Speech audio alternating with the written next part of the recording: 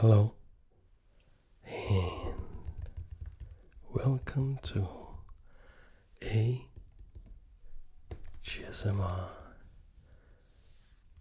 Chess. Solving chess puzzles can be very, very, very helpful to our understanding of chess. So, in this video, I will share a couple of different puzzles with you, and we will go over them. We will think all the way to the solution, and I will explain everything as I go along. For the first puzzle, we have a very interesting setup. We will only need a single black piece, and that is the king, while the entire white army will stand in the starting position.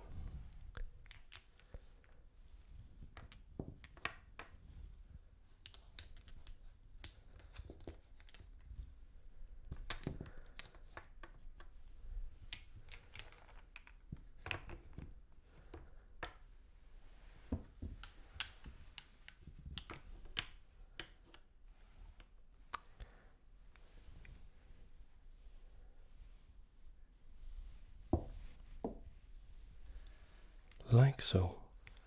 So this is the position. In most chess puzzles, you are giving an objective. So it can be obtain a draw from this seemingly lost position. It can be find checkmate in 3, 4, 5, 50 moves. It can be win a piece, gain a significant advantage, or sometimes you will not be given an objective, and part of the point of the puzzle will be to figure out what you should be going for. And there are some valuable lessons to be found there as well. In this puzzle we do have an objective. We play as a white. We always do if nothing else is indicated. So we play as white, and we are to checkmate the black king in 3 moves. So how do we do that? I absolutely adore this puzzle because it's very easy to remember how to set it up. You put white in the starting position, and you put black on h4, the black king on h4. So, how do we go about solving this puzzle? Well, maybe we will try to give a lot of checks. Maybe we go out with the knight. Check. The king escapes. Now we have only 2 more moves. And it looks as if it's going to be very hard. So let's go back.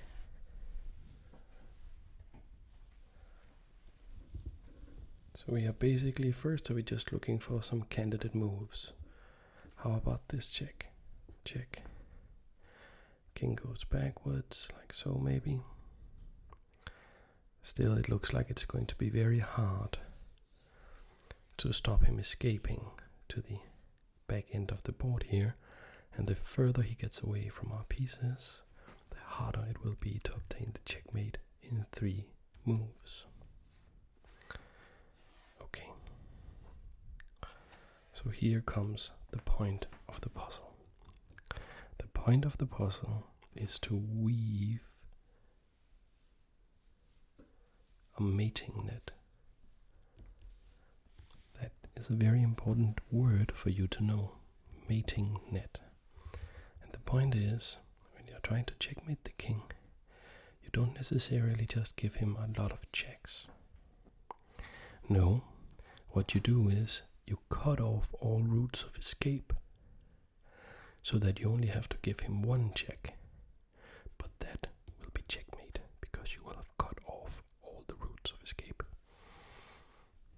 So let's think backwards a little bit.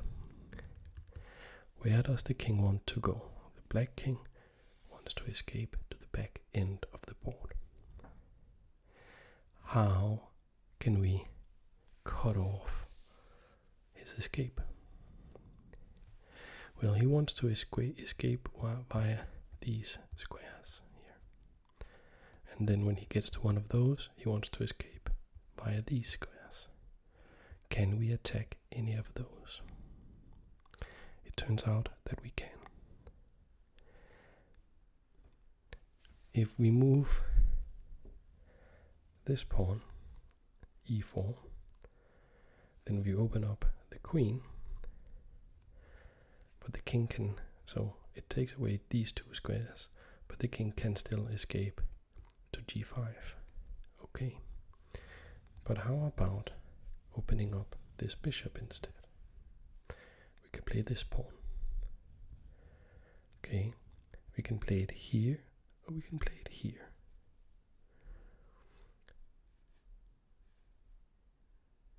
If we play it here, we cut off all these squares, and then we cut off this square. If we play it here, we also cut off this square. Now it's black's move now. This is cut off now, but he can still go here and here, g4 and h5. So let's take h5 first, because on h5 he will be furthest away, so that's probably the most ambitious try for black. So king to h5. We are still blocking all these squares, but now the king can escape to g6. So basically we just ask ourselves, how can we attack g6? We look at the board and we see, can the rook do it? No, the knight, no, the bishop, no, the king, no, the queen. Well, the queen can actually come here and cut off. Okay, so queen to d3 cuts off here. We have not given any checks, but now the king has to go back. Let's say the king goes back here. Now we have to find checkmate in one move if we are to fulfill the objective of the puzzle. So is there checkmate in one move here? What checks can we give? Well, if we check with the knight on f3, the king can go back to h5. So we have to do something that covers h5. What moves cover h5? The knight can't do it. The rook can't. The bishop can't. It can't get out. The other bishop is on a dark square. The other knight is too far away and the rook can't move. The king obviously can't. So that leaves this pawn and this queen. Pawn g3, check, but doesn't cover this square. The only way to give check and cover this square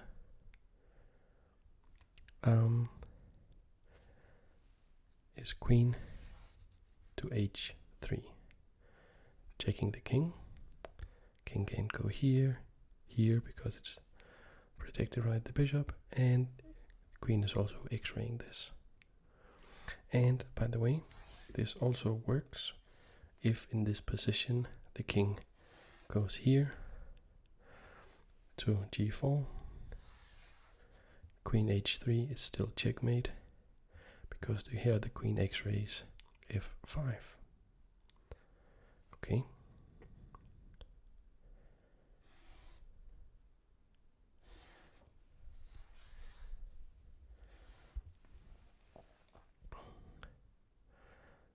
So let's take all of that again.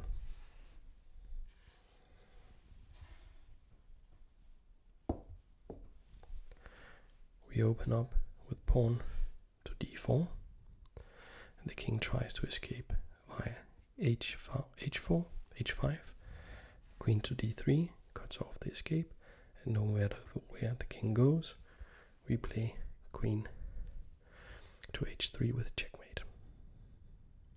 So, checkmate. So we almost have the solution to the puzzle. But not quite.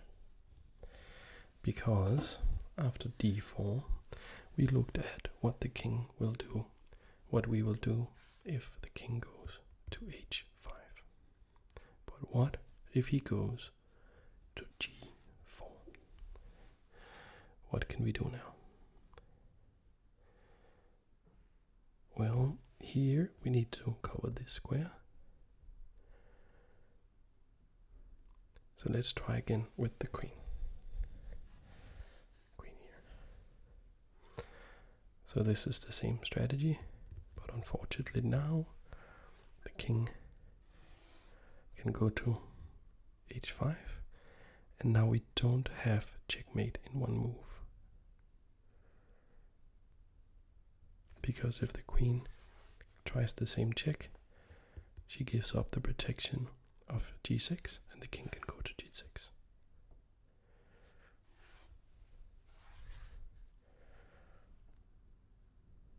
So that doesn't work.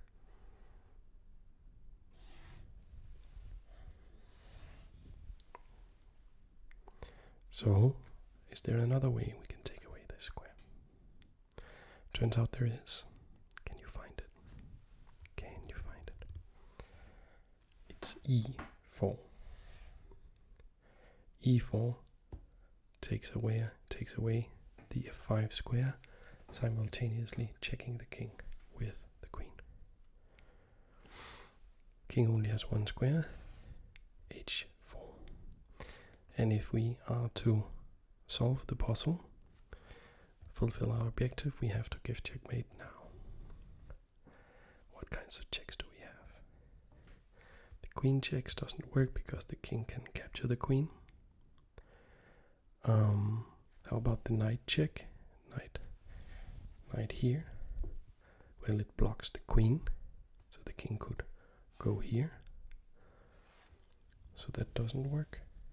So that leaves only one check, g3, check, and incidentally, mate. So we used the process of elimination, and we weaved a mating net, being more concerned about the escape routes of the opponent's king than giving him check every turn. So that's a nice little thing to remember in your games. For this next puzzle, black will need 2 pawns and a bishop. White will need a pawn, a king, and a rook. Okay, so where do we place all of these pieces? If you have watched my appearance on the French Whisperers compilation video, you might be familiar with this puzzle and this position.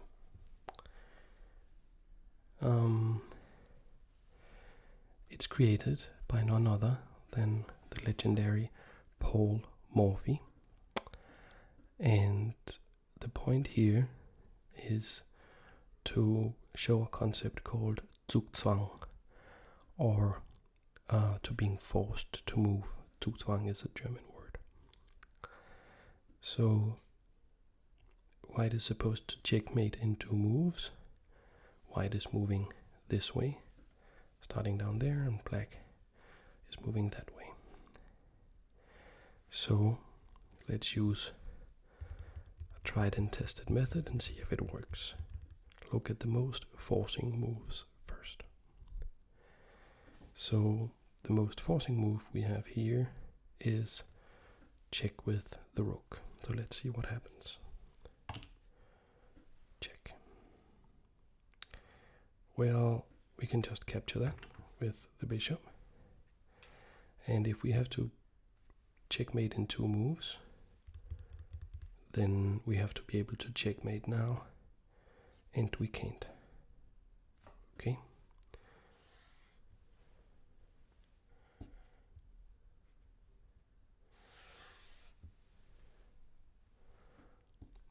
Then the second most forcing move I can think of is to capture with the pawn. Let's look what happens here.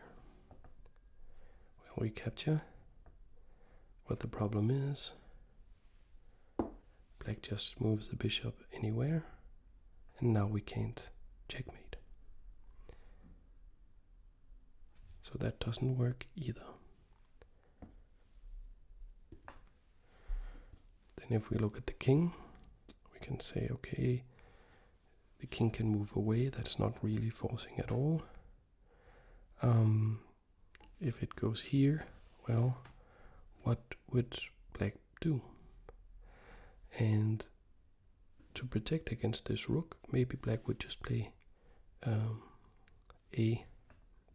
a6, and now there's no way to get through here, so that doesn't work either. Is there a way though that we can prevent h6?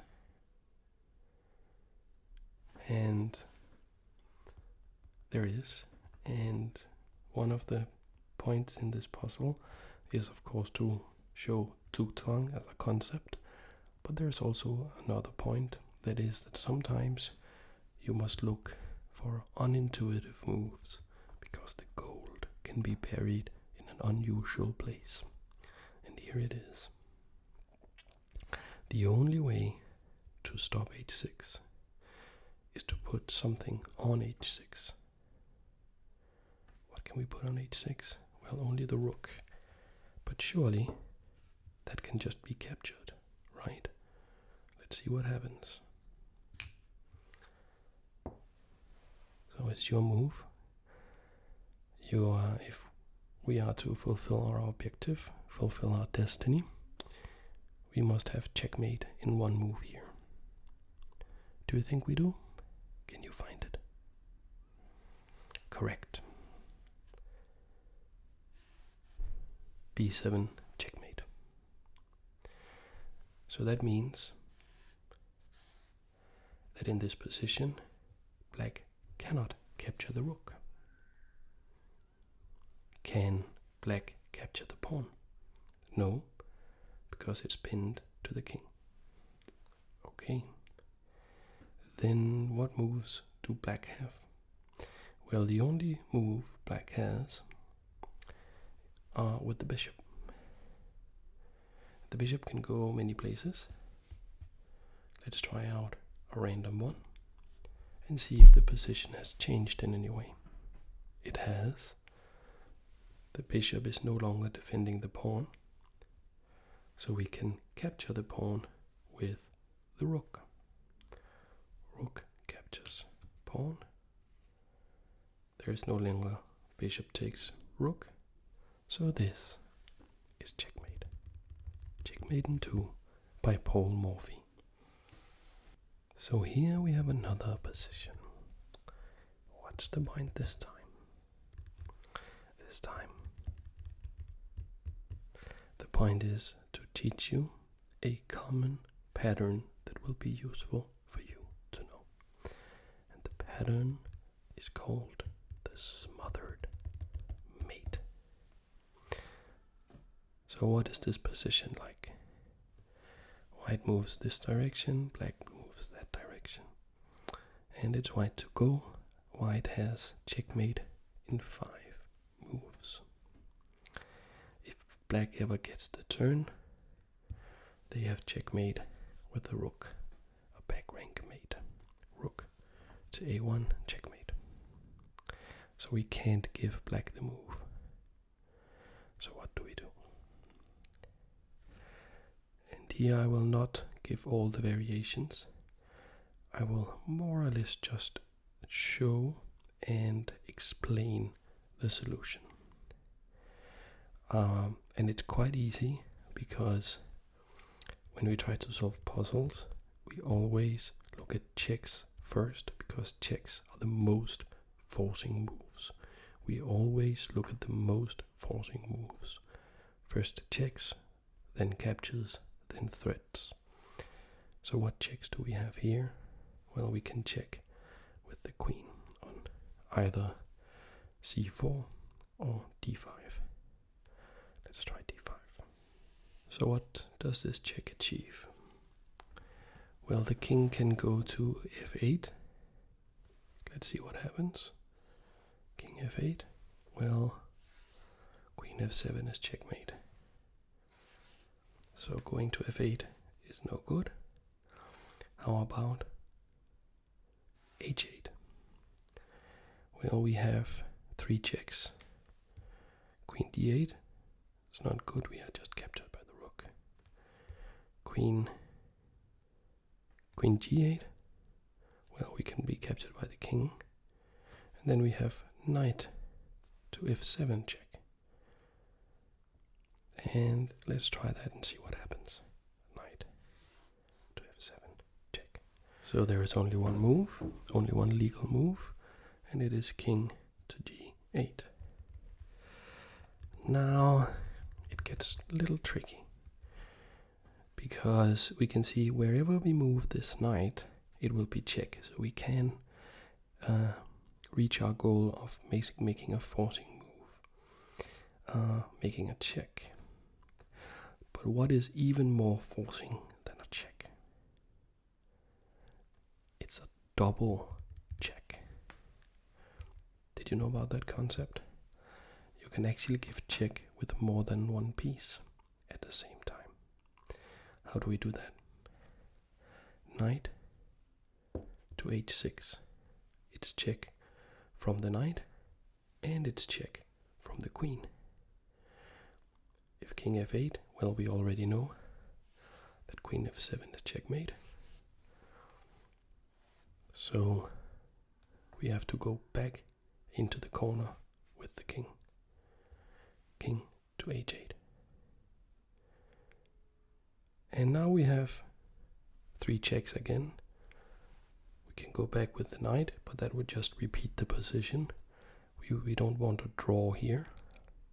Then we have queen d8 check, will be captured by the rook. And then we have queen to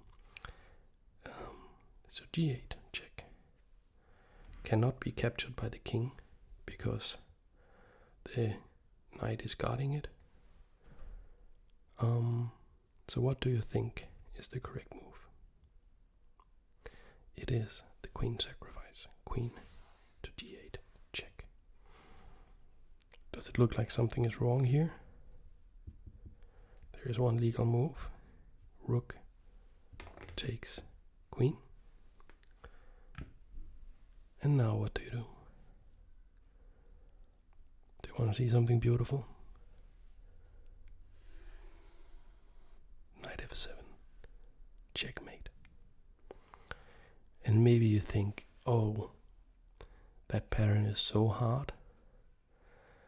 I will never get that in a real game. But it's actually not that hard. If you practice it a few times, you will get it. And it's actually quite common. I've had this happen on the board, not this exact position, but this pattern close to 10 times. And is it worth learning this for winning 10 games? Well, I can tell you that doing this, checkmating like this on the board, is one of the most satisfying things you can do in chess, that I have done in chess. It is extremely satisfying, and I can only recommend that you learn this pattern.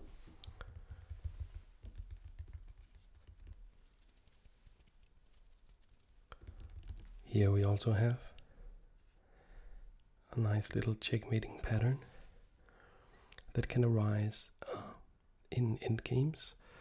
It's about how you can use the pawns to checkmate. We have checkmate in 3 moves here. We are white. White is moving in my direction. Black is moving in your direction. We can say that you are playing the white pieces. What do you do here? Well, how about giving the checks? Is that a good idea? It's a forcing move, but do we want to weave the mating net?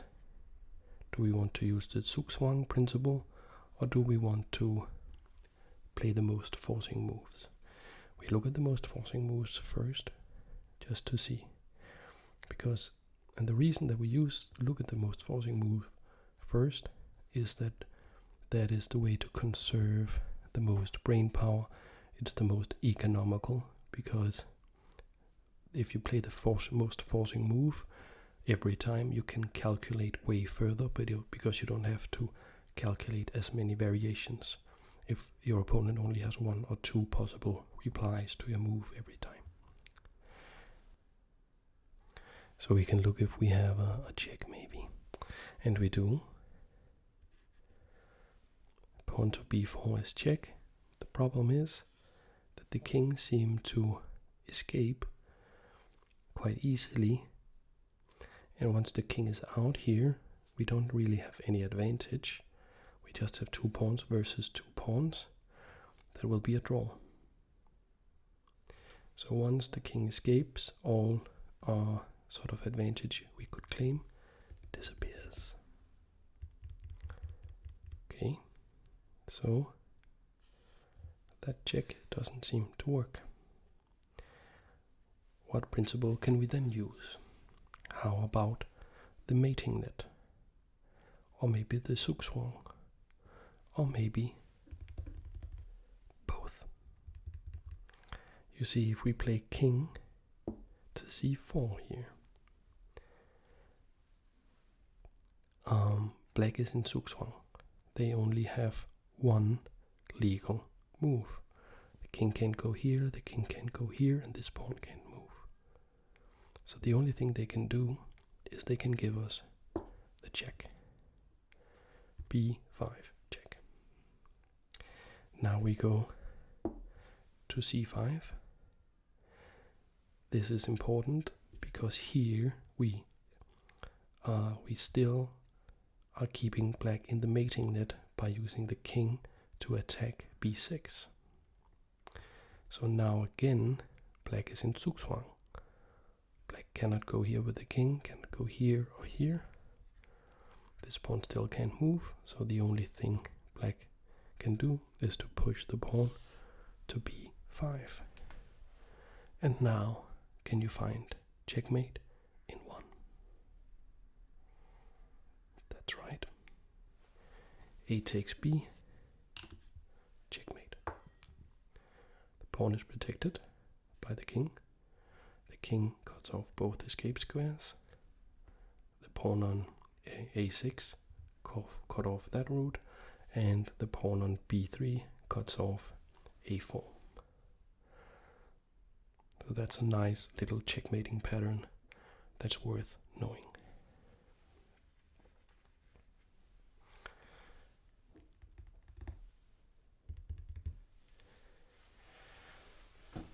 And here we have the last puzzle. And this is the first chess puzzle that I really fell in love with, because it's so simple and yet it's very fascinating and interesting. So we have learned that there are different things a chess puzzle can teach us. It can teach us about a mating net.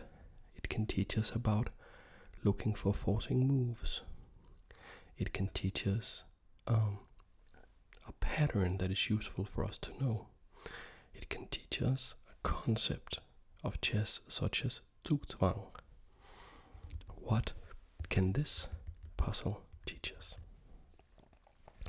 This puzzle can teach us something about a piece, something about this knight, some secret this knight holds. What secret does the knight hold that will be unlocked by this very simple puzzle? Let's take a look. we are playing white, and we can see we have only the king to work with. So,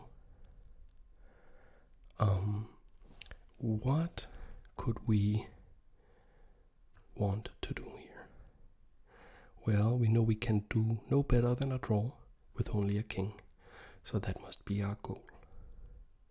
Okay, how do we obtain a draw from this position? We are way down in material, and it looks like black will be able to queen this pawn and get a queen, and then we will be in big trouble. If we move somewhere random, like d2, then the black king can move to b1, and now there's no stopping the pawn from queening.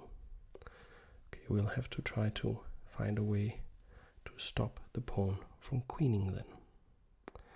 And that means we must find a way to stop the king from escaping. So how can we do that?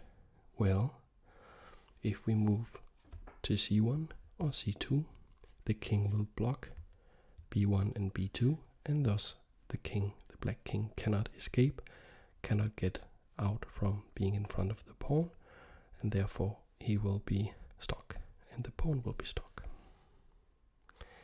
But there are two options, c1 and c2, and only one is correct. What's the difference between these two squares? What is the difference between these two squares? What is the most obvious answer? Well, we'll come back to that. For now, let's try it out. Let's go to c1. Now the king and the pawn can't move, but there is a knight. And we want to learn about this knight. And if the knight goes to d3, it looks at c2. Now the king cannot go to c2, so they will have to go away, letting the king out of its cage. And now we are in big trouble, because this position is now easily winning for white by a process of elimination. If we can go to c1 and we need to keep the king in the box, we will have to go to c2, inviting the check. But now we have c1 to go to, and here in a way black is in zugzwang. Pawn can't move, king can't move, so I'll have to move the knight again, and we will be able to oscillate between these two squares, and eventually the game will be drawn. So what can we learn from this puzzle, because we are not quite done with it yet? What's very interesting about this puzzle is that it was unsolvable by computers if they didn't use endgame table bases all the way up till 2009. And I don't know how much you know about the history of computer chess, but by 2009 the chess engines were superhuman in strength. And I am not superhuman, and I was able to solve this. So what's going on? What is it that the computers were not able to do? Well, I will try to answer that question by asking a different question. What if this knight had been here?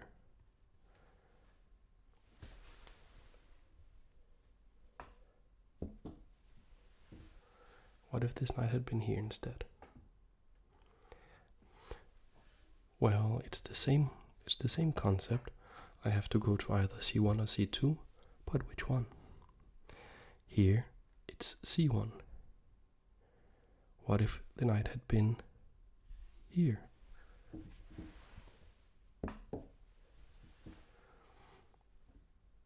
Now it's c2.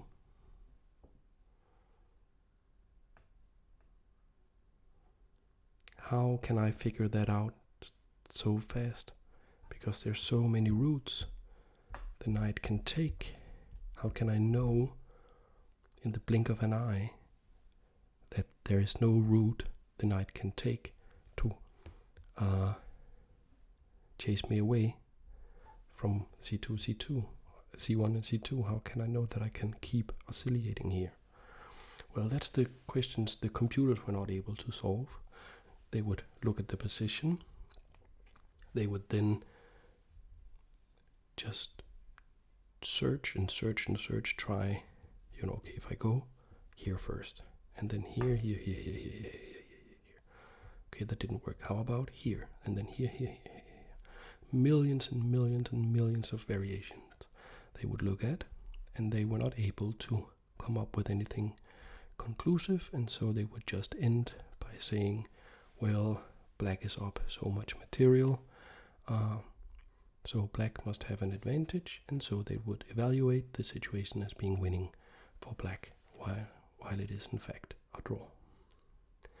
And here we come back to the very obvious question about what is the difference between c1 and c2. Well, one is black and one is white. And how does the knight move? Well, the knight moves in an oscillating pattern between white and black. It goes from a white square to a black square to a white square to a black square to a white square every time. And that means that if we go to the same color complex that the knight is on, here it would be c2, we know that we are in the correct phase, we are in phase with the knight, so that the knight will never be able to chase us away. For instance, here we can see we want the check, we go out of the check, and now it's impossible for the knight to go anywhere. Check. That will keep us out. Check. Can you see? And that's that rule was not programmed into the computer, and so it couldn't make up something. The computer couldn't make up something that it wasn't already programmed to do. This was before neural networks. But for a human, it can be very easy to extract information from some situation and then make a new abstract rule, sort of a mini game out of that situation, and say what's relevant, and if I just follow that rule, then I will reach whatever goal it is that I am trying to reach. Here I'm not thinking about chess in solving this, I'm just thinking, okay, look at the knight, what color square is the knight on, then I move to that color square, because I know that I will be in phase with the knight, and then I can never be chased away. That's interesting to me. An interesting little mystery of the knight. I hope you found it interesting. I hope you enjoyed watching this video. I hope I will see you